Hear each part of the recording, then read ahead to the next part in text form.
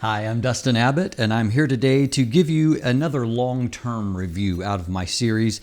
This is out of what I would call the best lens that nobody is using, and that is the Zeiss Milvus 135mm f2. Now this is one of the Milvus lenses that is actually a redesigned physically and minor optical tweak of an existing lens, existing optical formula. And that is based on the classic Aperture Sonnar 135mm f2, which really, among those of us that have had the privilege of using the Otus lenses and lenses like this, optically, a lot of us have characterized the 135mm f2 Sonnar lens as being an Otus in everything but name.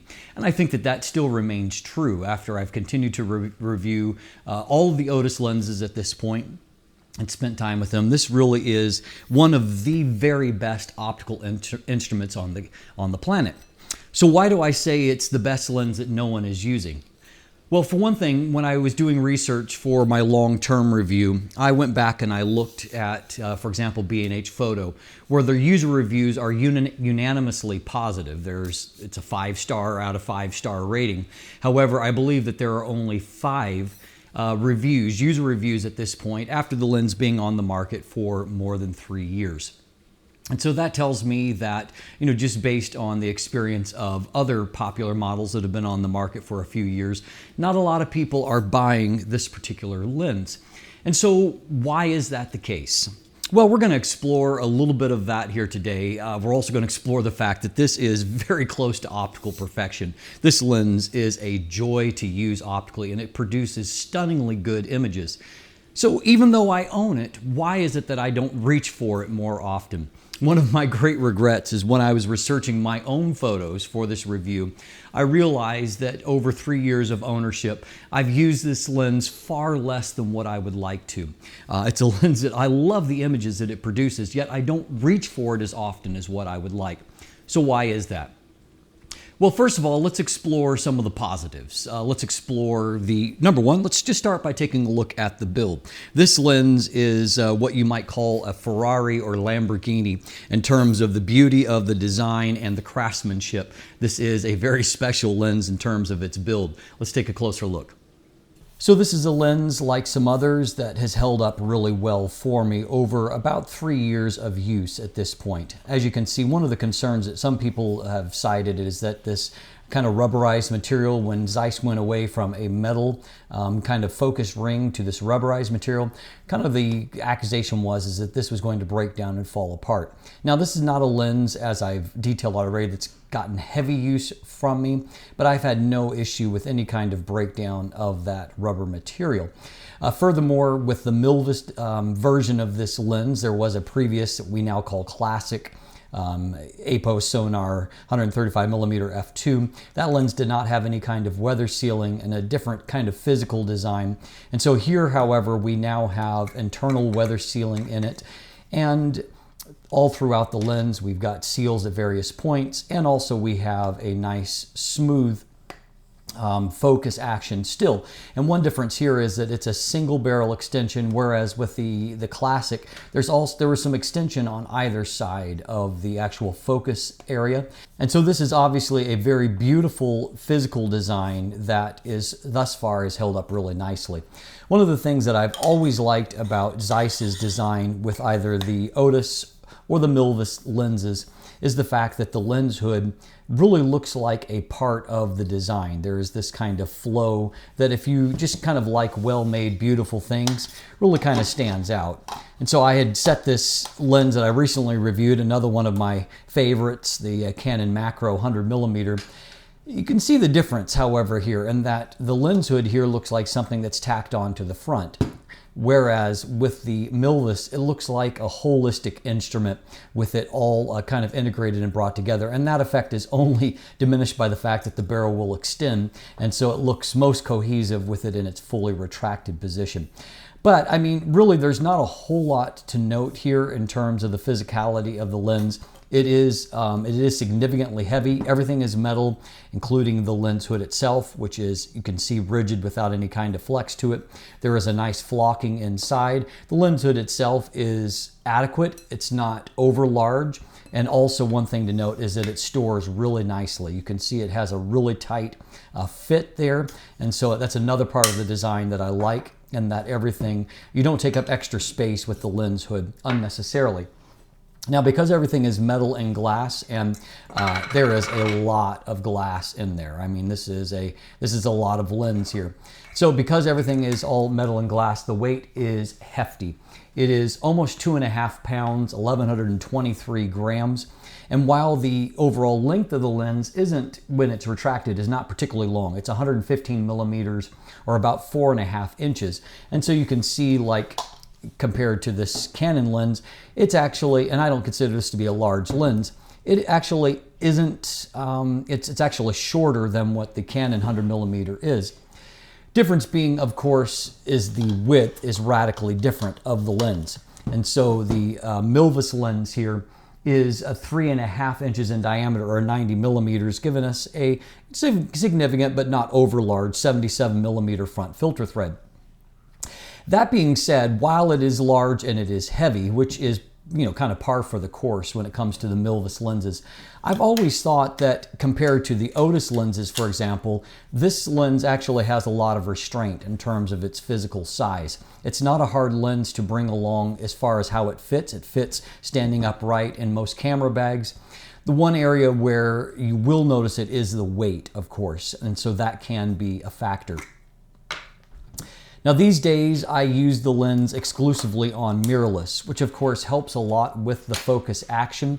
Now, the best focus is actually found here on this Canon EOS R at the moment, because it has the focus guide.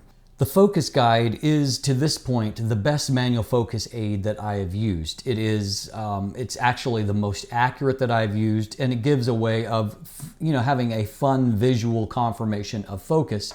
The liability here compared to using it on Sony, for example, is that there is no in-body image stabilization. And 135 millimeters is a lens that can always benefit from some stabilization. Fortunately, that seems like it will be solved in the upcoming EOS R5 body, which I can't wait to try this lens out on, because if it has the focus guide, which I'm presuming it will, along with in-body image stabilization, it will be a fantastic platform to use this lens on. Now, the focus action on any camera that you put it on is good, nice and smooth. While the weight is, and the damping is a little bit heavier, the actual focus action is incredibly precise and smooth. It is very much Zeiss, and Zeiss is pretty much the best when it comes to that. Now, this is, of course, an apochromatic design, and so the optical formula is 11 elements in 8 groups. It is a Sonnar optical arrangement.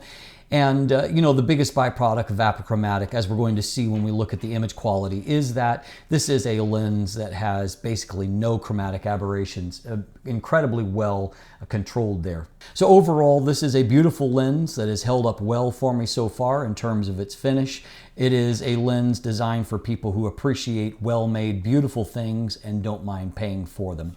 So as you can see, this really is a lovely lens. It's aesthetically beautiful. It is functionally outstanding, you know, if you don't mind manual focus. Now, of course, it is important to note that manual focus in this case does differ a little bit from, you know, some lenses that are fully manual. This lens does not have an aperture ring, at least in the Canon EF version. The Nikon F gives you the option of either using a focus ring, or excuse me, an aperture ring, or controlling from within camera. Other thing too here is that there is electronics, and so all of the typical electronic information is sent. And so, for example, even if you're using this adapted, for example, on a Sony body, it will be able to know it's a 135 millimeter lens, and it will adjust accordingly, you know, through your adapter, with most adapters for the focal length, for in-body image stabilization, and at least some kind of lens designation. If you're using the lens adapted there, what you won't see is, unlike the Loxia lenses that are also manual focus like this, but they will automatically magnify the image and you know, and have an on-screen distance scale. That's not going to be the case here because this lens is not really designed around that in mind.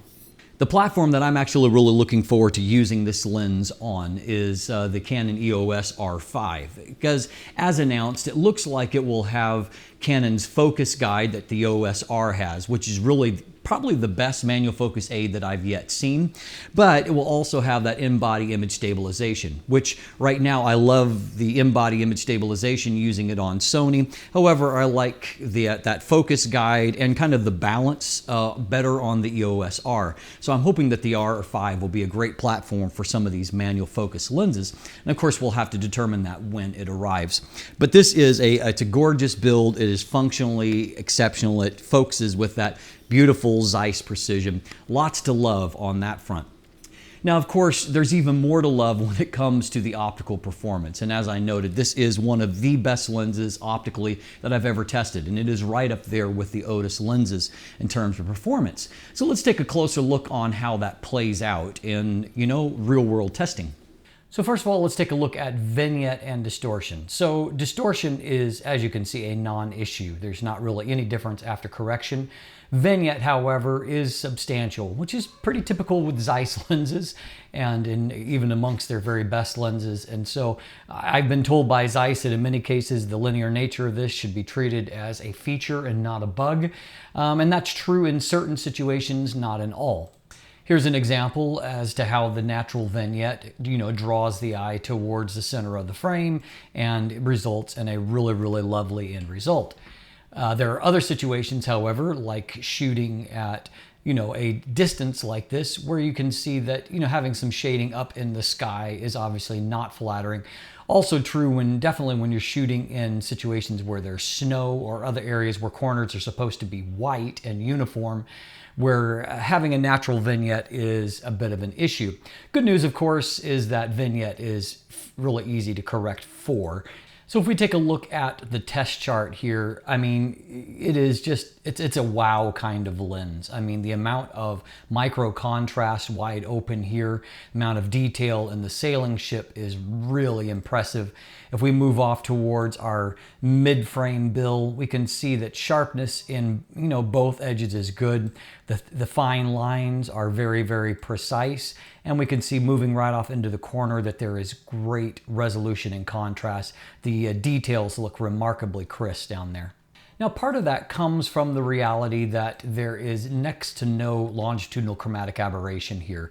That amazing micro contrast comes before you see basically no purple before the plane of focus and almost no green after the plane of focus. What you do see is incredible contrast right there. And so, I mean, obviously that's a fantastic result. Now, one thing that Zeiss is really good at, that not every lens maker is that they not only chart test well, they deliver amazing performance in the real world. And so here, this apochromatic optical formula shows its worth. There's basically no chromatic aberrations either in the subject itself, and so amazing contrast. But then as you look at the defocused area, there's almost no fringing in the bokeh either. And so this kind of end result is something that Zeiss is kind of uniquely good at. The other thing that I find really impressive with some of their apochromatic designs is that the bokeh somehow manages to be really, really smooth despite having, that amazing contrast and micro contrast. And so just to give you some kind of real world examples, you can see just remarkable, remarkable detail there in the skin tones there. Here's another example here, and this is actually shot adapted on the A7R Mark III. As you can see, there's just stunning amounts of detail in the plane of focus, and while also delivering a really, really beautiful subject isolation. Here's another case in point with foreground bokeh, and as you can see, everything is really, really smooth, and then a great delineation of the subject there. Another example here in really high contrast lighting, window lighting come in. And so as you can see, the subject, seems like they're in a spotlight, but on top of that, you've got incredible micro contrast and rendering of the fine hairs all around the face of the cat. Here's another simple image, but one that really is made special by the incredible rendering from the Milvus. And so as you can see, a very shallow depth of field, but if we look in here, the amount of delineation of the subject, kind of isolation from everything else, that three-dimensional quality is just stunningly good. And then the transition to defocus is just beautiful. This lens always delights me in the images that it produces. All of these things combine to make this a really, really gorgeous portrait lens, when you nail focus, obviously, which is always the bugaboo of manual focus lenses. But what you can see is you've got that tremendous three-dimensional cutout of your subject, and then just a gorgeous transition towards the defocused region. It really is special. So if we can compare f2 to f2.8, what you're going to see is even better contrast. You can see that where it looked, stunning before, now compared to f2.8, it's like, a slight haze has been taken off. And so now the contrast just jumps right off the page in the center of the frame. As we look over towards the $2 bill, there too, you can see that now the textures just pop even more. And down into the far corner, it looks remarkably better. It looked fantastic before, but when you put f2.8 next to it, it looks even better. Now going from f2.8 to f4 produces a more mild improvement. However, you can see that contrast has improved further still. Now, if we look at the bokeh in terms of bokeh circles, you're going to see that there's definitely the kind of traditional lemon deformation towards the edge of the frame. The bokeh circles themselves, however, are relatively unbusy, and you can see there is an inner line, but it's not highly defined looking at it globally. Stopping down to f2.8, geometry you can see is becoming more even, but already by f2.8 you can start to see the nonagonal shape of the aperture. This is an area where Zeiss is not fantastic, and I find that their blades could be a little bit more rounded. By f4 here you can see you've got a circular shape across the frame, but it's got it's definitely got edges to it. And then by f5.6, those aperture blades are really obvious. So the lens has a very useful 0.25 times magnification, and so as you can see, it is possible to fill the frame quite well with this lens, and so it is a good lens to use if you're debating whether or not to buy multiple lenses and you're thinking about a macro type lens. This is a lens that actually works quite well with extension tubes, and it gives you a great working distance. And as you can see at minimum focus, even at f2, it's really delivering the fine details. On the $2 bill, you can see that it really is delivering a macro-ish type performance in terms of the micro contrast. Now, flare resistance is going to depend a little bit on your composition. And so in this case, shooting through some trees, you can see that our general contrast is held up well. In this situation with the sun right out of the frame, obviously a bright background, but it has handled this very well, and also its control of chromatic aberrations means that, its edges are really nicely defined, even shooting into a kind of a backlit scene. Here you can see the sun is coming through just right out of the frame, and it's a very artistic effect. But in our final comparison, you can see that if I just recomposed a little bit as the sun was coming through, on the left side, you can see that, our contrast is fabulous.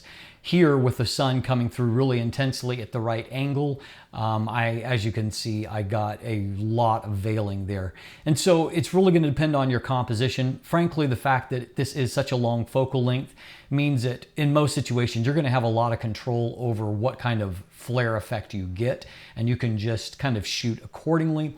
But know that flare resistance is not perfect. So as you can see, there's a whole lot there to praise when it comes to the optical performance. That apochromatic optical design allows for chromatic aberrations to be essentially banished, but it still manages to have a very beautiful bokeh rendering at the same time. It's a fairly unique mix and makes for a very special lens in terms of the real world rendering and the kind of images that you can produce. And so we're going to look at a few of those images while I go into my summation here, because as I've noted from the beginning, this is what I consider to be the best lens that no one is using. And even myself, though I own it and I love it, I don't reach for it as often as what I would like. So why is that? First of all, of course, you do have to recognize that for many of us, there are limitations when using manual focus. I actually enjoy manual focus. I enjoy the aesthetic aspect of that. I also recognize that it's not nearly as practical as a good autofocus lens in a lot of situations. And frankly, the onset of things like IAF have made autofocus even more useful for portrait photographers. There was a time with wide aperture lenses that it can be hit or miss if you're using outer points. And so using a manual focus lens, in some ways ensured that you would get your focus at least close to where you wanted it. Now with IAF, many autofocusing lenses, particularly on Sony and getting there on places like Canon and Fuji and Nikon, it is getting to a place now to where you almost don't miss when you have a human subject in the frame, and that allows you to get through portrait sessions a lot faster, to focus more on other aspects. I mean, your lighting, your posing, rather than worrying about things being in focus. And so that just means on a practical level, it's easier to reach for a good autofocus lens than it is for a manual focus lens. Secondly, I believe it's also the nature of the 135mm focal length. I actually love the look of photos created with a 135mm lens. At the same time, however, there are a variety of situations where it's a little bit too long and can be restrictive, particularly if you're shooting in an indoor venue. And it makes it less practical, for example, in using for weddings or events like that, where you may not have the room to back up enough to get the framing that you want. And so I find in those situations a 70 to 200mm zoom lens is often much more practical for that kind of situation. So another reason I don't reach for it.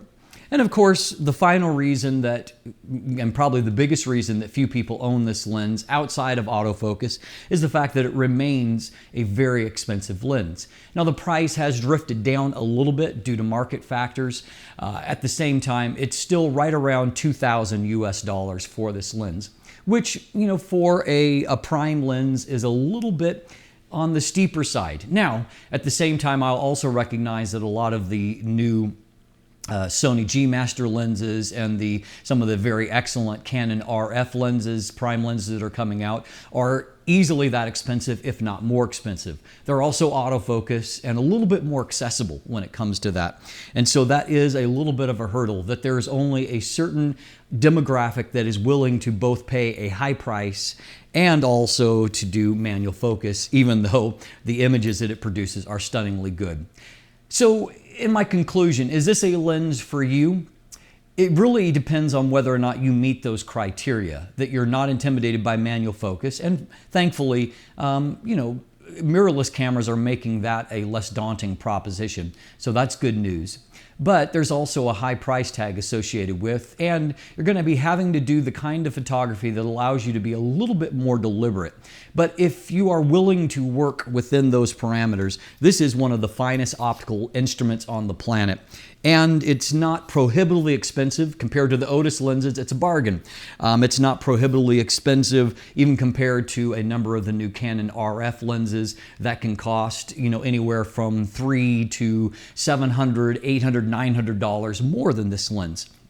And so when you take those metrics in mind, it's not prohibitively expensive, at least relative to some of the competition. However, it is going to cost you, and it is going to be manual focus with all that pertains.